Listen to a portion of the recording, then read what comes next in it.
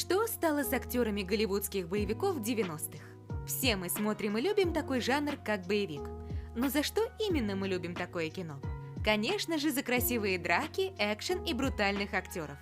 Сегодняшний ролик посвящен именно актерам боевиков 90-х. Что же стало с теми старичками и как сейчас обстоят дела в актерской карьере? Обо всем по порядку. Перед началом попрошу подписаться на канал, а также лайк поставить. Вам не сложно, а это помогает развитию канала. Приятного просмотра! Брюс Уиллис. Брюс – брутальный герой. Его заслуженно считают секс-символом. Ведь кого бы ни играл актер, в него неизменно влюбляется любая героиня. Слава пришла к Брюсу после выхода сериала «Детективное агентство. Лунный свет». В нем он сыграл харизматичного детектива Дэвида, который закрутил роман со своей коллегой. Успеха добавили роли в фильмах «Крепкий орешек», «Свидание вслепую» и, конечно же, «Пятый элемент». За главную роль в фильме «Крепкий орешек» боролись Арнольд Шварценеггер, Сильвестр Сталлоне и Ричард Гир, но продюсеры не ошиблись, сделав ставку на Брюса. Он придумал большинство шуток для первой части, а во второй и третьей ему и вовсе разрешили импровизировать. Говорят, что Брюс до сих пор с печалью вспоминает о своей юношеской шевелюре.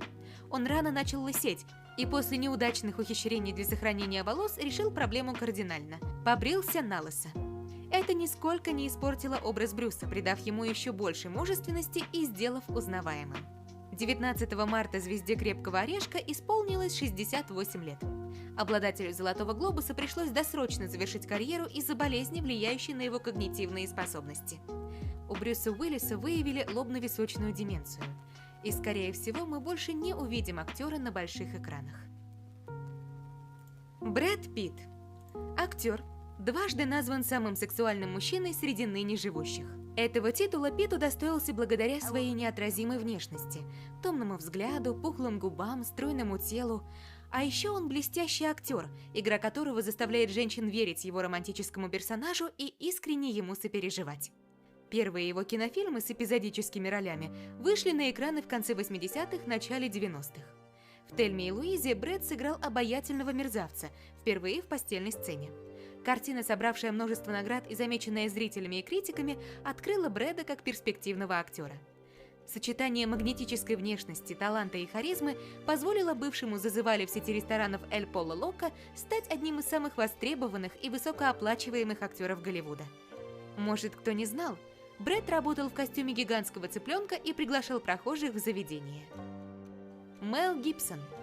Хотя фильм «Чего хотят женщины», в котором Мел сыграл свою самую яркую роль красавчика-сердцееда, вышел уже в 2000 году, до него актер покорял сердца женщин, играя неудержимых героев с демонической энергией и ангельскими голубыми глазами в «Безумном Максе» и «Смертельном оружии». В 1985 году фотография Мела Гибсона украсила обложку журнала People. Он стал первым, кого журнал назвал самым сексуальным мужчиной года. Том Круз. Том Круз – американский актер, кинорежиссер, сценарист и кинопродюсер. Он известен нам как бесстрашный агент Итан Хант, выполняющий невероятные трюки без помощи каскадеров в «Миссия невыполнима». За одну из серий Том получил гонорар 75 миллионов долларов. Как ведущий телепередач для мужчин Фрэнк Мэкки, роль, которую критики знают вершиной актерской карьеры, а также как один из самых сексуальных и обаятельных мужчин мира. Выйти на актерское поприще Тома сподвигла мать, чтобы побороть его диагноз дислексия, поставленный в 7-летнем возрасте. Том не переставал участвовать в постановке школьных мюзиклов и уже в 19 лет получил свою первую небольшую роль, которая стала отправной точкой в звездной карьере. Актер получил звание самого сексуального мужчины по версии журнала People в 1990 году, как актер оскароносных фильмов «Человек дождя», «Лучший стрелок», «Цвет денег» и непосредственный лауреат премии «Золотой глобус» за лучшую мужскую роль в драме «Рожденный 4 июля». Джордж Клуни.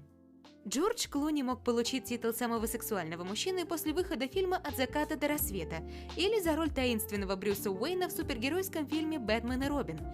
Но удостоен обложки People 1997 года он за роль доктора Дугласа Росса с его хрестоматийной фразой «Мы его теряем», принесшей актеру мировую славу. Взгляды миллионов зрителей были прикованы к сериалу «Скорая помощь», являющимся номинантом 124-й премии Эмми и первой серьезной работой Джорджа Клуни. Сейчас он славится сумасшедшим обаянием, обилием главных ролей, дружбой с политиками и членами королевской семьи. А в середине 80-х начинающий актер бесконечно ходил на прослушивание и параллельно трудился грузчиком и помощником на строительной площадке. Кто бы мог подумать, что карьера будет столь оглушительна. Джордж смог завоевать все самые престижные награды, связанные с миром киноискусства. А в 2006 году журнал People повторно вынес на обложку его фото. Сильвестр Сталлоне. За свою карьеру Сильвестр Сталлоне снялся более чем в 50 картинах и завоевал множество престижных премий, а также трижды номинировался на «Оскар». В то же время Сталлоне – один из лидеров по количеству наград и номинаций на антипремию «Золотая малина», которую он неоднократно получал как худший актер, режиссер и сценарист. Несмотря на это, карьера актера по-прежнему развивается вполне активно. В 2022 году он впервые попробовал себя в роли пожилого супергероя в картине «Самаритянин», а в сентябре этого года должна выйти новая часть «Неудержимых», снятая по его сценарию. В последнее время Сталлоне стал объектом внимания прессы из-за слухов о расставании с женой Дженнифер после 25 лет брака. Есть версии, что экс-фотомодель и предпринимательница обвинила мужа в растрате семейного бюджета. Впрочем, после этого супругов не раз снова видели вместе, а источники, знакомые с парой, говорят, что конфликт уже улажен. Арнольд Шварценеггер. Пик актерской карьеры австрийского бодибилдера пришелся на 90-е годы, когда вышли фильмы «Последний киногерой», «Правдивая ложь», «Конец света» и «Терминатор 2. Судный день». В начале нулевых Шварценеггер ушел с головы политику, получив пост главы Калифорнии. За это он удостоился прозвища «Говернатор» от слияния английских слов «governor» – «губернатор» и «терминатор» – «терминатор». Из-за насыщенного рабочего графика Шварценеггер практически не снимался в кино. Лишь изредка он делал исключения для знаковых проектов вроде продолжений «Терминатора» и «Неудержимых». В 2021 году актер стал одним из авторов мультсериала «Детский сад супергероев», где озвучил главного героя и выступил в качестве исполнительного продюсера. Джеки Чан. Актерская карьера молодого гонконгского актера началась в 70-х годах, когда он снимался в классических китайских фильмах с Брюсом Ли в главной роли. Но настоящая слава к Джеки Чану пришла в середине 90-х, после выхода таких картин, как «Разборка в Бронксе», «Громобой» и голливудского кита «Час пик», который в итоге перерос в целую франшизу. Зрители полюбили Джеки Чана не только за уникальный акробатический стиль и за то, что он самостоятельно исполняет сложные и опасные трюки, но также за невероятное обаяние, комедийный талант и одновременно умение играть сложные драматические роли. За свою карьеру Джеки Чан снялся более чем в сотне фильмов и пока не собирается уходить из кинематографа. Но в последние годы 68-летний актер все больше занимается режиссерской и продюсерской деятельностью, а также развивает свой бизнес в Китае в самых разных сферах. Например, разрабатывает аксессуары и одежду. Жан-Клод Ван Дамм. Ван Дамм – яркий пример специалиста боевых искусств, который добился успехов не только на экране, но и в спорте. Бельгийский актер был чемпионом Европы по кикбоксингу и карате, а мировое признание получил после культового фильма «Кровавый спорт». В первой половине 90-х Ван Дамм развил успех, снявшись в знаменитых картинах «Двойной удар», «Универсальный солдат» и «Трудная мишень». Вслед за ними в карьере Ван Дамма начался продолжительный спад. Фильмы, выходившие в конце 90-х и нулевых, уже не имели такого успеха. Да и сам актер говорил, что все эти махания ногами в воздухе ему порядком надоели. Дольф Лундгрен. Возможно, немногие знают об этом, но американский актер, родившийся в Швеции, не просто еще один любитель боевых искусств из старых боевиков. В молодости он усердно учился, окончил школу на отлично, потом пошел в университеты штата Вашингтон и города Клемсона в США, получил степень магистра химического машиностроения в Сиднейском университете. Лундгрен мог вообще никогда не стать актером, а уйти в научную среду. Но в Сиднее он встретил певицу Грейс Джонс и стал ее телохранителем, а затем и любовником. Они уехали в США, где Лундгрен в свободное время изучал актерское мастерство, а затем и получил первые роли. Сейчас в фильмографии Лундгрена более 90 ролей в достаточно однотипных проектах. Среди них есть фильмы качеством повыше среднего. Например, «Разборка в маленьком Токио» или «Универсальный солдат», где Лундгрен сыграл противника героя Жана-Клода Ван Дамма. Но в основном это безликие боевики, про которые, наверное, забыли и самые преданные фанаты актера. Впрочем, коллеги по жанру показали, что вполне ценят заслуги Лундгрена. В 2010-м Сталлоне позвал своего бывшего партнера по экрану в свой проект «Неудержимые». Это стало своего рода переломным моментом в карьере Лундгрена. Он прижился в «Неудержимых», получил роль царя Нерея в кинокомиксе «Аквамен», а в 2018-м снова сыграл Ивана Драго в фильме «Крид 2». Не падай в обморок. Это Чак Норрис. Чак Норрис. Мировую известность Чаку Норрису принесли роли в боевиках 70-х годов, а в 90-х актер пережил новый виток популярности на съемках сериала «Крутой Уокер». В начале нулевых, когда съемки в «Крутом Уокере» закончились, Норрис вернулся к фильмам. Он особенно запомнился зрителям в картинах «Вышибалы», «Человек президента» и «Человек президента. Линия на песке». Актер даже сыграл в ужастике «Обитель дьявола». Для всех ролей Чак поддерживал отличную физическую форму и регулярно тренировался.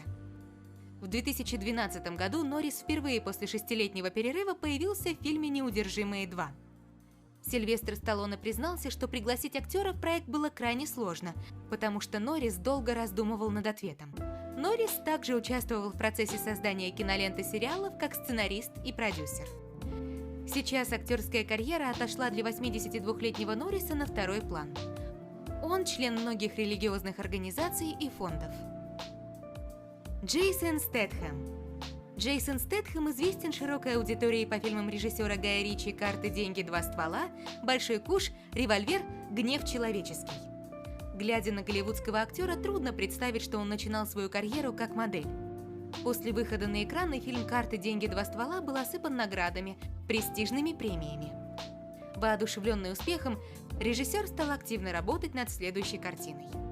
Однако настоящим прорывом в кинематографической карьере Стэтхэма критики считают его работу в фильме Люка Бессона «Перевозчик». Здесь актер предстал перед зрителями в образе Фрэнка Мартина. И эта роль принесла ему настоящую славу и большие деньги.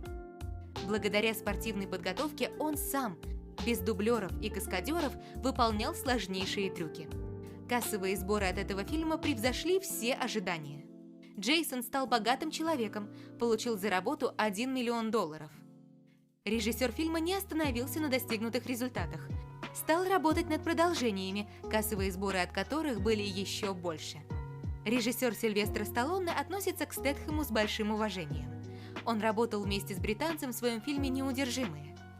Стэтхэм считает, что он идет в правильном направлении. Его главное амплуа – герой боевика, который всегда был ближе актеру, нежели серьезный фильм или мелодрама. Он никогда не был женат, но вот уже более 10 лет счастлив со звездой подиумов Роузи Хантингтон-Уайтли. На этом все. А как вам этот ролик? Дайте знать, что вы думаете об этом в комментариях. Подписывайтесь на наши соцсети, все ссылки в описании. Увидимся в следующих видео.